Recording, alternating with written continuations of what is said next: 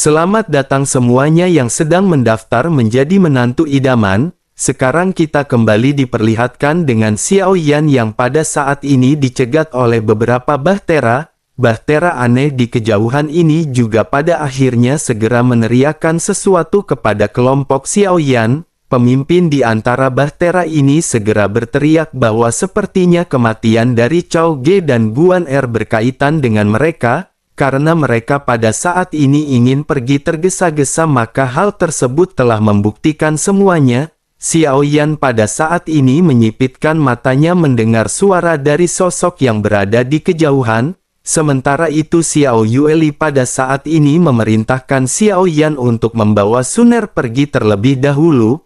Mereka akan ditangani oleh Xiao Yueli dan Xiao Yueli akan menyusul setelah semuanya selesai. Mendengar hal tersebut Xiao Yan pada saat ini tersenyum. Xiao Yan lanjut mengulurkan tangannya dan mengeluarkan pedang berat misterius. Xiao Yan segera berkata perlahan kepada Xiao Yueli bahwa Xiao Yueli mencoba menjadi kuat untuk melindungi ayah dan ibu.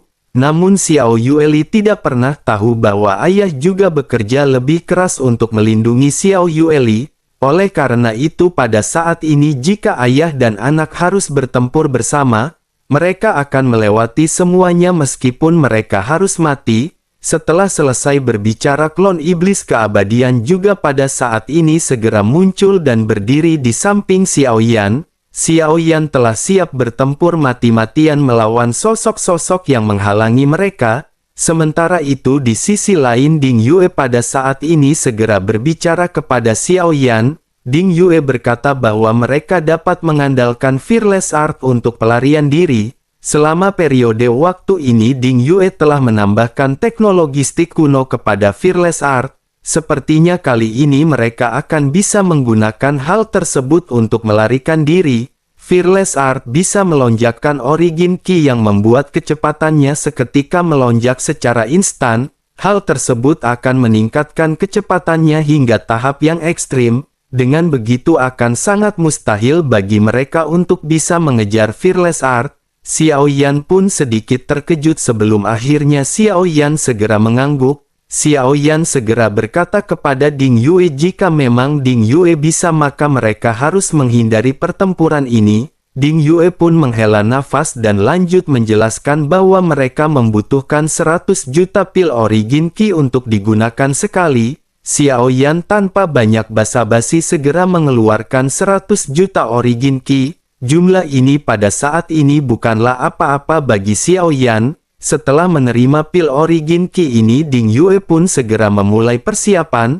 Sementara itu Xiao Yan segera bertanya berapakah lama persiapan yang diperlukan oleh Ding Yue. Ding Yue segera menjawab bahwa semuanya telah selesai. Pada akhirnya begitu 100 juta pil Origin Ki ini dituangkan ke dalam Fearless, formasi penggerak segera mulai bekerja dan di saat berikutnya semua orang merasa seolah-olah mereka sedang terlontar. Bahtera Fearless pada saat ini benar-benar melesat dengan sangat cepat mengakibatkan 3 bahtera di hadapan mereka benar-benar terkejut. Terdengar suara keheranan di dalam bahtera semua orang yang berada di dalam bahtera. Semua orang yang ada di bahtera pada saat ini berteriak dengan kagum melihat Fearless Art yang seolah-olah menghilang dalam sekejap mata. Pemimpin dari kelompok ini juga sedikit terkejut sebelum akhirnya memerintahkan semua orang untuk diam. Sosoknya lanjut berkata bahwa meskipun mereka cepat, mereka akan meninggalkan jejak di lautan kehampaan untuk waktu yang singkat. Kematian Guan Er dan Chao Ge pasti ada hubungannya dengan orang-orang di bahtera ini. Oleh karena itu dirinya memerintahkan bahtera nomor 2 untuk mengikutinya di dalam pengejaran. Sementara itu bahtera nomor 3 harus pergi ke surga pembunuhan untuk mengetahui apa yang sebenarnya terjadi. Mendengar apa yang telah diinstruksikan oleh sosok pria yang terlihat gemuk yang bernama Pang Dahai. 2 bahtera pada akhirnya segera mengikuti pergerakan Xiao Yan. Sementara bahtera lainnya segera bergegas menuju ke arah surga pembunuhan. Sementara itu Fearless Art pada saat ini masih melaju dengan sangat cepat. Ding Yue segera bertanya kepada Xiao Yan kemanakah mereka akan pergi selanjutnya. Xiao Yan pada saat ini balik bertanya kepada Ding Yue apakah orang-orang tersebut menyusul. Ekspresi Ding Yue pada saat ini terlihat sedikit serius. Ding Yue lanjut menjelaskan bahwa tidak mungkin untuk bisa memastikannya sekarang. Namun meskipun ledakan Origin Ki dapat membuat Fearless bergerak maju untuk jarak tertentu dengan kecepatan yang sangat cepat, namun itu juga akan meninggalkan jejak yang sangat jelas di lautan kehampaan. Berdasarkan hal ini maka ada kemungkinan orang-orang itu akan bisa mengikuti Fearless Art. Mendengar apa yang dikatakan oleh Ding Yue, keduanya pada saat ini segera menatap ke arah kompas langit berbintang. Mereka mengamati apakah ada bahtera yang berada di dalam jangkauan deteksi. Pada akhirnya seperti apa yang dikatakan oleh Ding Yue, sesaat kemudian dua titik cahaya segera muncul di kompas langit berbintang. Dua titik cahaya ini menuju ke arah Fearless Art dengan kecepatan yang benar-benar sangat cepat. Xiao Yan pun tiba-tiba mengerutkan kening dan mengeluarkan slip batu giok yang diberikan kepadanya oleh Lei Bai. Jika Xiao Yan meninggalkan surga pembunuhan, Xiao Yan harus menggunakan slip batu giok ini untuk menemukan lokasi Lei Bai. Pada akhirnya Origin Ki menembus masuk ke dalam slip batu giok. Untuk sesaat sope batu giok dipenuhi dengan cahaya dan mulai berputar. Sesaat kemudian pada akhirnya batu giok ini segera menunjukkan ke suatu arah. Xiao Yan segera berkata bahwa mereka harus segera pergi mengikuti arah yang ditunjukkan oleh slip batu giok ini. Ding Yue pun segera mengangguk dan tanpa ragu-ragu mendorong Fearless Art untuk melesat ke kejauhan. Tidak lama setelah pergi, dua bahtera yang terlihat pada saat ini seketika muncul di lokasi di mana Fearless Art berada sebelumnya. Sesosok tubuh terlihat sedang membungkuk memberikan laporan kepada pemimpin mereka. Sosok tersebut menjelaskan bahwa ada berita dari surga pembunuhan di mana mereka telah melakukan pembantaian besar-besaran. Cao Ge dan Guan Er telah terbunuh dan ada juga beberapa orang yang tewas dari mansion surgawi. Tetua Zhao Tai telah menghilang dan boneka pembunuh telah menderita kerugian yang tidak terhitung jumlahnya. Mendengar hal tersebut pemimpin yang bernama Pang Pang Hai pada saat ini sedikit mengerutkan kening. Sosoknya lanjut bertanya apakah Guan Er benar-benar telah terbunuh, apakah mereka bisa mengetahui identitas dari orang-orang ini. Pemberi laporan pun segera menjelaskan bahwa mereka bukan dari kehampaan selatan, terlebih lagi mereka juga tidak bisa mengetahui detail mengenai orang-orang ini. Pang Pang Hai pada akhirnya mengapalkan tinjunya dan berteriak dengan tajam bahwa mereka benar-benar berani. Dirinya ingin melihat siapakah orang yang benar-benar meremehkan mereka. Guan Er adalah saudaranya, oleh karena itu dirinya harus membalaskan dendam Guan Er. Sesaat kemudian pada akhirnya kedua bahtera ini mulai kembali mengejar ke arah lintasan dari Fearless Art. Kecepatan dari bahtera ini juga tidaklah lambat dan dapat terlihat dengan jelas bahwa kedua bahtera ini juga sama-sama diproduksi oleh teknologi stick. Meskipun Fearless Art masih lebih cepat namun masih sulit bagi mereka untuk bisa menyusul Fearless Art. Mereka hanya bisa melakukan hal tersebut terkecuali Fearless Art benar-benar berhenti. Sementara itu di Fearless Art pada saat ini Xiao Yan segera bertanya kepada Ding Yue bisakah orang-orang tersebut menyusul. Ding Yue segera menjawab bahwa selama mereka tidak berhenti orang tersebut tidak akan bisa mengejar Fearless Art. Di sisi lain pada saat ini sosok Xiao Yueli segera berbicara kepada Xiao Yan. Xiao Yueli berkata bahwa ayah pada saat ini tidak perlu melarikan diri. Jika mereka berhenti sepertinya mereka akan bisa melawan orang-orang ini. Tidak terlalu sulit bagi mereka untuk menghabisi orang-orang ini di tengah-tengah kehampaan. Menanggapi hal tersebut Xiao Yan pada saat ini menggelengkan kepalanya dan berkata bahwa mereka tidak perlu terburu-buru, sebaiknya mereka pergi ke suatu tempat terlebih dahulu karena akan ada yang membantu mereka di sana. Xiao Yueli sedikit bingung dan bertanya apa yang dimaksud dengan bantuan. Xiao Yan pada akhirnya segera lanjut menjelaskan kepada Xiao Yueli bahwa jika kelompok ini mengejar kelompok Xiao Yan, sepertinya hal yang akan dialami oleh kelompok Xiao Yan tidak akan sederhana. ada kemungkinan besar mereka juga akan mencari bala bantuan, jika perang pecah dan mereka kembali terjebak dalam situasi pengepungan dan penindasan seperti sebelumnya, mungkin saja mereka tidak akan seberuntung sebelumnya. Terlebih lagi pada saat ini ada dua teman yang sedang mereka tuju dan seharusnya keduanya akan bisa membantu. Xiao Yueli pada akhir menganggukkan kepalanya dan berkata bahwa dirinya akan mengikuti pengaturan dari ayah. Xiao Yan pun tersenyum sebelum akhirnya Xiao Yan segera berkata sebaiknya mereka pada saat ini beristirahat. Ibu dan ayah juga perlu beristirahat dan mereka perlu memanfaatkan waktu. Xiao Yueli pada saat ini menatap ke arah Suner yang berada di samping Xiao Yan yang pipinya tiba-tiba merona merah.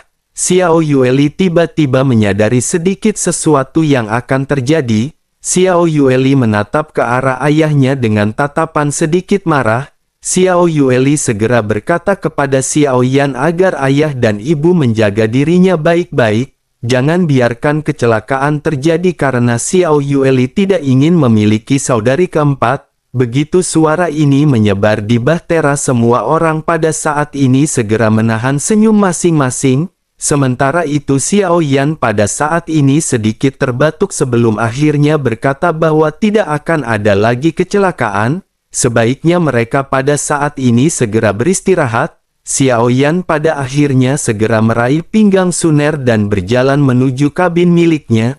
Long Yi pada saat ini segera mengikuti Xiao Yan dan hal tersebut membuat Xiao Yan sedikit terkejut. Xiao Yan pun menoleh menatap ke arah Long Yi dan menepuk pundaknya sebelum akhirnya berkata bahwa Long Yi juga harus beristirahat sejenak.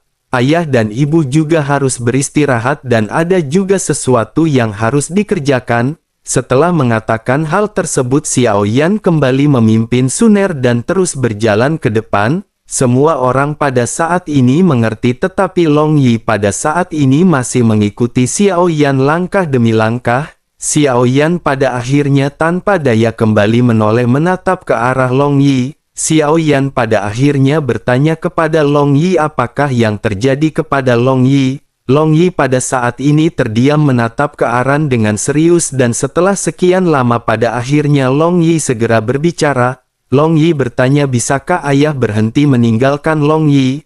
Long Yi menjadi lebih kuat sekarang dan Long Yi pasti akan bisa membantu ayah. Long Yi pada saat ini mengepalkan tangannya dan matanya bersinar dengan kilau. Selama periode waktu jauh dari Xiao Yan, Long Yi benar-benar telah berlatih dengan sangat keras. Long Yi hanya berharap berada di sisi Xiao Yan dan tidak lebih dari itu. Meskipun Long Yi terlihat konyol tetapi sebenarnya hati Long Yi benar-benar sangat lembut. Baginya di seluruh dunia Long Yi benar-benar selalu mengutamakan Xiao Yan. Posisi ini benar-benar posisi yang tidak akan dapat gantikan oleh siapapun. Tubuh Xiao Yan juga pada saat ini gemetar dengan mata Xiao Yan yang ikut memerah. Xiao Yan pada saat ini berpikir sepertinya Xiao Yan benar-benar egois terhadap Long Yi. Bagaimana mungkin Xiao Yan bisa melupakan sesosok yang telah dianggap sebagai putranya yang berasal dari dunia yang sama? Xiao Yan pada akhirnya memeluk Long Yi dengan keras dan segera meminta maaf kepada Long Yi. Setelah beberapa saat Xiao Yan pada akhirnya memandang ke arah Long Yi dengan serius dan mulai berbicara dengan suara yang dalam. Xiao Yan berkata bahwa ayah tidak akan lagi meninggalkan Long Yi sendirian. Mata Long Yi seketika menunjukkan kegembiraan yang luar biasa mendengar apa yang dikatakan oleh Xiao Yan. Dengan penuh ketidakpercayaan Long Yi segera bertanya apakah itu memang benar. Xiao Yan tersenyum sebelum akhirnya mengangguk dan menjelaskan bahwa tentu saja itu memang benar. Selain itu Qiu juga pasti akan segera kembali. Long Yi pada saat ini semakin terkejut mendengar nama dari Qiu. Tanpa sadar Long Yi segera bertanya apakah ayah memiliki kabar tentang Qiu. Xiao Yan kembali mengangguk dan menjelaskan bahwa ayah pernah melihatnya sebelumnya. Tetapi Long Yi akan terkejut begitu Long Yi melihat kembali Qiu. Long Yi dengan penuh kekhawatiran segera bertanya apa yang terjadi dengan Qiu. Xiao Yan lanjut menjelaskan bahwa tidak ada apa-apa yang terjadi. Qiu dalam kondisi yang sangat baik-baik saja dan dirinya bukanlah Qiu seperti yang dahulu. Qiu pada saat ini telah tumbuh menjadi wanita yang sangat cantik. Long Yi pada saat ini sedikit mengerutkan kening karena sebenarnya Long Yi tidak terlalu mengerti mengenai kata cantik. Bagi Long Yi kecantikan tidak memiliki definisi di matanya.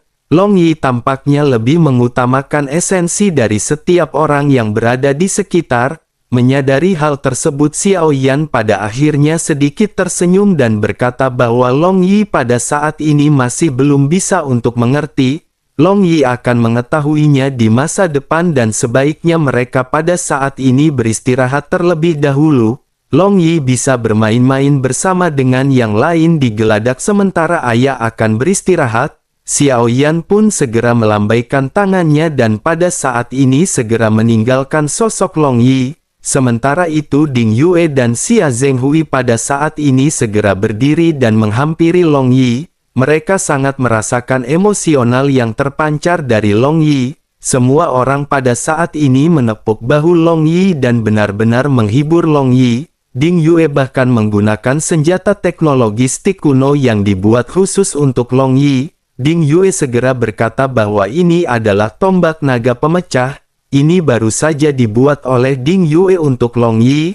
Ada juga armor yang bisa berubah sesuai dengan ukuran bentuk tubuh Long Yi. Sebaiknya mereka melihat apakah Long Yi bisa memanfaatkan senjata ini atau tidak. Ding Yue pada saat ini menyerahkan tombak dan pelindung ini kepada Long Yi dan Long Yi memiliki mata yang berbinar. Sementara itu Xia Zhenghui segera berkata kepada Long Yi bahwa dirinya sudah lama sekali tidak melihat Long Yi. Long Yi pada saat ini menjadi semakin tampan tetapi meskipun begitu ketampanan Long Yi ini masih sedikit lebih rendah jika dibandingkan dengan Xia Zhenghui. Setelah selesai berbicara Xia Zhenghui merangkul Long Yi dan bergegas meninggal sosok Ding Yue. Sementara itu Ding Yue pada saat ini segera memarahi Xia Zhenghui. Ding Yue berteriak agar Xia Zhenghui jangan mengajarkan hal nakal kepada bocah ini. Xia Zhenghui pada saat ini tertawa terbahak-bahak dan Ding Yue serta Xiao Yueli pada saat ini terlibat pada perkelahian kecil.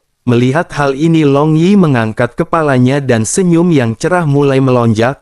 Long Yi pada akhirnya tertawa dan hal ini seketika membuat Xiao Yueli sedikit terkejut. Xiao Yueli pun bergumam bahwa dirinya berpikir naga konyol ini tidak akan pernah bisa tertawa, ternyata pada akhirnya dirinya benar-benar bisa tertawa begitu bahagia. Senyum di wajah Xiao Yueli pada saat ini sedikit terangkat seolah-olah dirinya terpengaruh oleh emosi dari Long Yi. Suasana berat sebelumnya pada akhirnya tiba-tiba pecah. Semua orang pada saat ini sedikit bercanda, begitu juga dengan Long Yi. Senyum Long Yi pada saat ini menjadi semakin cerah seolah-olah semuanya telah kembali normal. Air mata pada saat ini juga mengalir di mata Long Yi dan hal ini mencerminkan kerinduan Long Yi terhadap tim Fearless. Long Yi pada saat ini tampaknya sedikit banyak telah merasakan bahwa keberadaan dari tim Fearless telah kembali. Long Yi menghela nafas lega sebelum akhirnya semua orang kembali berbincang-bincang santai. Sementara itu kembali ke Bahtera yang pada saat ini masih mengejar Fearless Art. Sesosok pria terlihat kembali berlutut ketika memberikan laporan kepada pemimpin mereka. Sosok tersebut berkata bahwa mereka telah meluncurkan kecepatan penuh, namun mereka masih kesulitan dengan kecepatan dari Bahtera yang mereka kejar. Mereka hanya bisa mengejar dan jika Bahtera tersebut tidak berhenti maka tidak ada kemungkinan bagi mereka untuk bisa menyusul. Mendengar hal tersebut Pang Hai pada saat ini segera bertanya dengan suara yang dalam apakah dirinya mengetahui kemana tujuan Bahtera ini. Pria yang membawa laporan pada saat ini segera menjelaskan bahwa mereka tidak bisa mengetahuinya secara pasti. Tetapi di sepanjang arah ini yang paling dekat untuk dituju adalah alam bintang kesunyian. Pang Hai sedikit terkejut karena tempat yang bernama alam bintang kesunyian yang agung ini jelas merupakan tempat yang berbahaya. Bagaimanapun seorang Dogat bintang 9 telah dihancurkan di alam tersebut. Terlebih lagi bahayanya juga masih belum diketahui dan sosoknya pada saat ini sedikit mengerutkan kening. Pang Panghai pada akhir segera bertanya apakah mereka akan pergi ke alam bintang kesunyian yang agung. Pria yang membawa laporan pun segera menjelaskan bahwa itu tidak mungkin untuk bisa dipastikan. Mereka hanya bisa menebak berdasarkan arah umum yang pada saat ini mereka tuju. Pang Panghai pun menggelengkan kepalanya sebelum akhirnya memerintahkan sesosok wanita yang bernama Sueki. Sosoknya memerintahkan agar Sueki memberitahu roh hantu terdekat untuk menjegat bahtera tersebut. Sesosok wanita dengan mengenakan gaun merah pada akhirnya segera muncul di sebelah Pang Panghai. Wanita ini tidak memiliki pupil dan sosoknya pada saat ini segera mulai berbicara. Sosoknya menjelaskan bahwa jika dilihat dari rutenya roh hantu terdekat sepertinya hanyalah Wang Jing. Pang Panghai terus bertanya kepada Sueki apakah bahtera tersebut bisa dicegat oleh Wang Jing. Sueki pun segera berkata perlahan bahwa itu memang bisa untuk dilakukan, namun kekuatan Wang Jing sedikit lebih lemah dan kekuatannya setara dengan Guan Er. Jika Guan Er berhasil terbunuh maka Wang Jing juga mungkin tidak akan bisa menghentikan bahtera tersebut. Pang Panghai pada saat ini segera menganggukkan kepalanya dan berkata biarkan saja Wang Jing menunda untuk beberapa saat. Kekuatan Guan Er juga tidak lemah, selain itu mereka juga sepertinya sedang terluka parah hingga pada akhirnya memutuskan untuk melarikan diri dengan tergesa-gesa. Dengan begitu maka sepertinya Wang Jing akan bisa menghentikan mereka. Sueki pun seketika mengangguk dan pada saat ini segera menghubungi Wang Jing melalui slip batu giok. Sementara itu Pang Panghai pada saat ini kembali mulai berbicara. Sosoknya menjelaskan bahwa selain daripada hal tersebut mereka harus memberitahu roh hantu terdekat lainnya untuk datang. Mereka harus mengirimkan bala bantuan untuk menghindari kecelakaan. Informasi pada akhirnya segera disebar dan bersamaan dengan hal tersebut. Begitu Wang Jing mendapatkan berita tersebut sosoknya segera mengirimkan bahtera dan bergegas ke arah Fearless Art. Namun di dalam informasi tersebut Sueki tidak menjelaskan kepada Wang Jing bahwa Xiao Yan dan yang lainnya telah menghabisi Guan Er dan Cao Ge. Sueki hanya memberitahu Wang Jing untuk menghabisi penjahat tersebut dengan cara apapun dan dengan begitu maka Wang Jing akan diberi hadiah. Oleh karena itu Wang Jing pada saat ini tidak memimpin banyak orang karena Wang Jing tidak mengetahui musuh seperti apa yang akan dirinya hadapi. Jumlah dari bahtera aneh juga pada akhirnya secara bertahap meningkat. Ada 4 bahtera yang pada saat ini mengikuti Xiao Yan dan bala bantuan juga datang satu demi satu.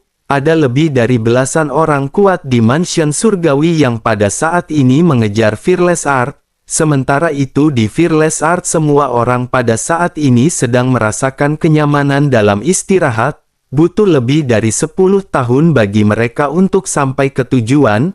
Mereka memiliki banyak waktu untuk bersantai dan berlatih. Setelah cukup lama Xiao Yan dan Suner juga pada saat ini masih belum keluar dari kabin mereka. Adapun Xiao Yueli pada saat ini benar-benar merasakan kesepian.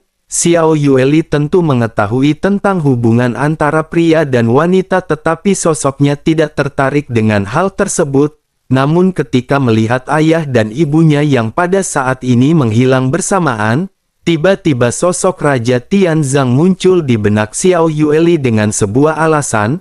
Xiao Yueli pada akhirnya segera bergumam mengapa Xiao Yueli memikirkan orang tua tersebut. Sementara itu di sisi lain Raja Tianzang yang berada di suatu tempat yang jauh pada saat ini tiba-tiba bersin. Sosoknya segera mengusap hidungnya dan bergumam sepertinya ada seseorang yang sedang membicarakannya. Xiao Yueli pada saat ini sesungguhnya menyadari ada sesuatu yang berkaitan dengan Raja Tianzang. Bersamaan dengan ingatan yang perlahan-lahan terbangun semuanya pada akhirnya tanpa disadari segera mempengaruhi segala sesuatu mengenai Xiao Yueli.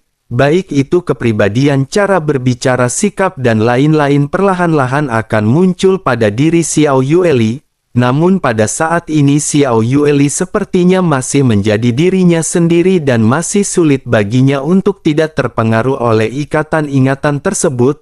Memikirkan hal ini, Xiao Yueli bergumam bahwa dirinya pernah mendengar lelaki tua itu menyukai Ming Yue di kehidupan sebelumnya, tetapi sungguh sangat beruntung mereka pada akhirnya tidak pernah bersatu. Xiao Yueli jelas merasakan adanya hubungan antara Ming Yue dengan Raja Tianzang di kehidupan sebelumnya. Hal ini tidak bisa dihindari dan seiring dengan berjalannya waktu Xiao Yueli bisa merasakan perasaan tersebut. Hanya saja Xiao Yueli pada saat ini masih belum bisa memahami dan menerima mengenai hal tersebut. Xiao Yueli pada saat ini menunjukkan penolakan terhadap perasaan ini, namun seiring berjalannya waktu Xiao Yueli pasti perlahan akan memahami apa yang paling berharga bagi dirinya. Singkat cerita, beberapa bulan pada akhirnya berlalu dalam sekejap mata. Sosok Xiao Yan dan Suner pada akhirnya perlahan keluar dari kabin. Xiao Yueli berdiri dan berjalan mengitari mereka berdua dan memperhatikan keduanya. Sesaat kemudian Xiao Yueli seolah-olah merasa lega dan bergumam, sungguh sangat beruntung mereka tidak memberi Xiao Yueli saudari perempuan.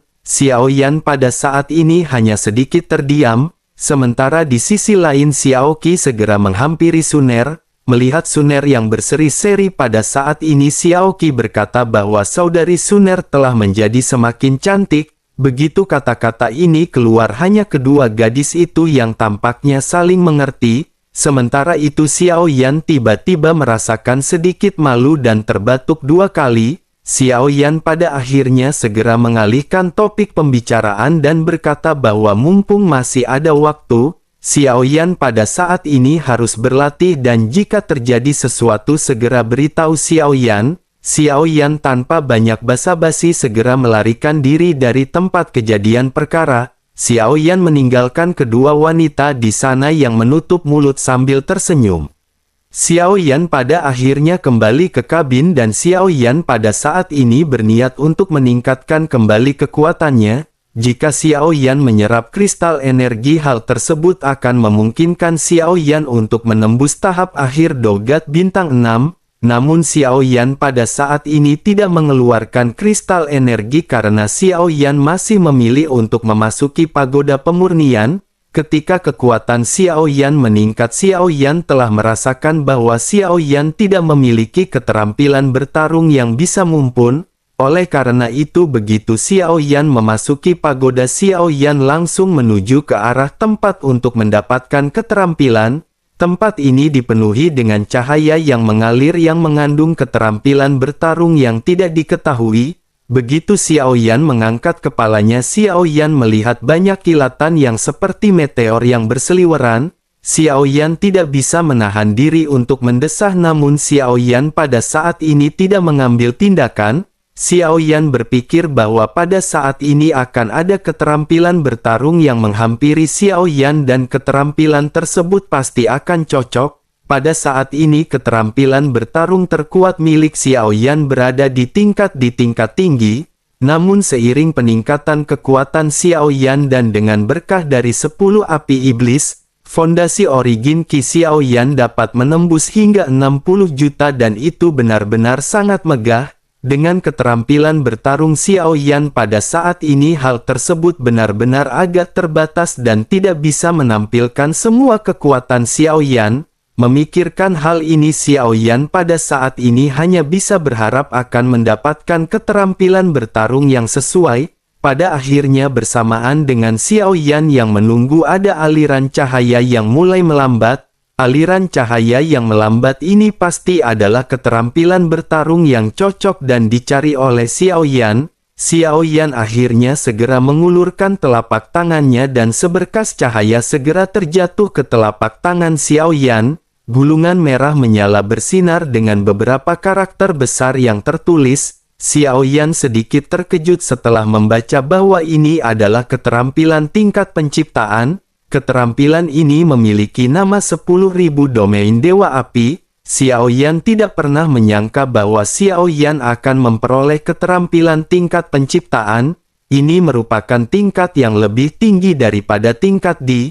Keterampilan bertarung tingkat ini juga memiliki 3 tingkatan, yakni bawah, tengah, dan tingkat tinggi. Namun teknik 10.000 domain Dewa Api ini tampaknya tidak secara spesifik menunjukkan levelnya. Hal tersebut berarti bahwa batas atas dari keterampilan bertarung ini akan sangat tinggi dan akan bergantung pada kekuatan penggunanya. Keterampilan bertarung ini benar-benar di luar dugaan dari Xiao Yan. Apakah Xiao Yan bisa melakukannya dengan kekuatannya saat ini? Semua itu masih menjadi pertanyaan. Memikirkan hal ini, Xiao Yan pada akhirnya memutuskan untuk tidak terus bertahan di tingkat keterampilan ini. Xiao Yan segera pergi ke gerbang pertempuran yang sebenarnya. Xiao Yan harus mempraktikkan keterampilan bertarung tingkat penciptaan ini. Xiao Yan pun segera duduk bersila dan kekuatan spiritual Xiao Yan segera mengalir ke keterampilan bertarung. Informasi yang agung segera dituangkan ke dalam pikiran Xiao Yan dan setelah beberapa saat Xiao Yan pun membuka matanya. Mata Xiao Yan bersinar terang karena skill bertarung tingkat penciptaan ini sekali lagi benar-benar mengejutkan Xiao Yan. Dibandingkan dengan keterampilan bertarung sebelumnya, keterampilan 10.000 domain Dewa Api ini benar-benar berbeda. Xiao Yan pada akhirnya bergumam bahwa keterampilan 10.000 domain Dewa Api ini bisa memperluas domain api. Keterampilan bertarung ini juga bisa menggunakan api untuk memberkati diri sendiri. Di domain Dewa Api, rekan satu tim juga untuk sementara dapat memperoleh penguatan dari api. Tetapi meskipun begitu, hal ini akan menghabiskan banyak origin ki. Xiao Yan pun menganggukkan kepalanya karena penerapan dari keterampilan bertarung ini dapat digunakan secara lebih luas. Jika digunakan dalam pertarungan kelompok, maka keterampilan bertarung tersebut akan memainkan peran yang besar. Xiao Yan pada akhirnya menghela nafas dan Xiao Yan pada saat ini tidak ingin berpikir terlalu banyak. Xiao Yan pada akhir langsung memasuki gerbang pertempuran yang sebenarnya. Xiao Yan mencoba keterampilan bertarung baru ini ketika memasuki gerbang putih. Xiao Yan pada saat ini mencobanya dengan menggunakan api keabadian. Api keabadian pun melonjak menjadi teratai sebelum akhirnya meledak di telapak tangan Xiao Yan. Bersamaan dengan hal tersebut, pada saat ini api segera mulai menyebar ke area yang sangat luas. Area sejauh ratusan kilometer pada saat ini benar-benar diselimuti oleh api hitam dari api keabadian.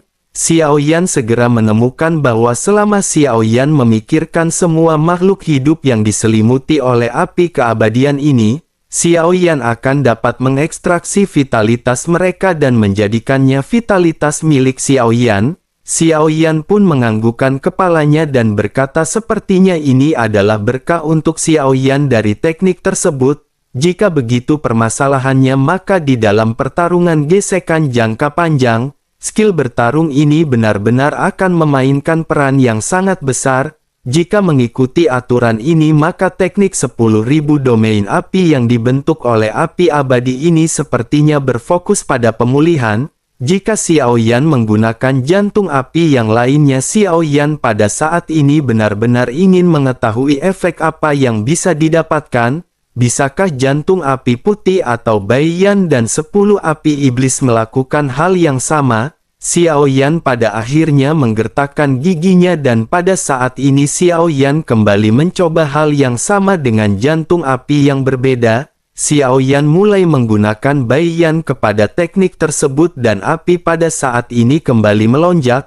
Api putih menyelimuti area sejauh ratusan kilometer, namun efek yang ditampilkan oleh jantung api putih pada saat ini tampaknya hanya membuat semua orang yang terdampak menjadi linglung. Tidak ada efek lain yang bisa dilakukan oleh jantung api putih. Xiao Yan menghela nafas dan Xiao Yan pada saat ini kembali memutuskan untuk menggunakan 10 api iblis. Api berwarna ungu merah pada saat ini segera menyebar ke area yang sangat luas. Dua jantung api pertama sebagian besar memainkan peran pendukung di dalam pertempuran, tetapi 10 api iblis pada saat ini benar-benar memiliki efek yang berbeda. Karena kemampuan 10 api iblis ini adalah menyediakan origin ki yang diperlukan untuk bertempur. Selama Xiao Yan memiliki pemikiran, maka Xiao Yan akan dapat memberikan berkah origin ki dari orang-orang di sekitar. Dengan begitu maka di dalam pertempuran energi Xiao Yan benar-benar akan terus bisa ditingkatkan.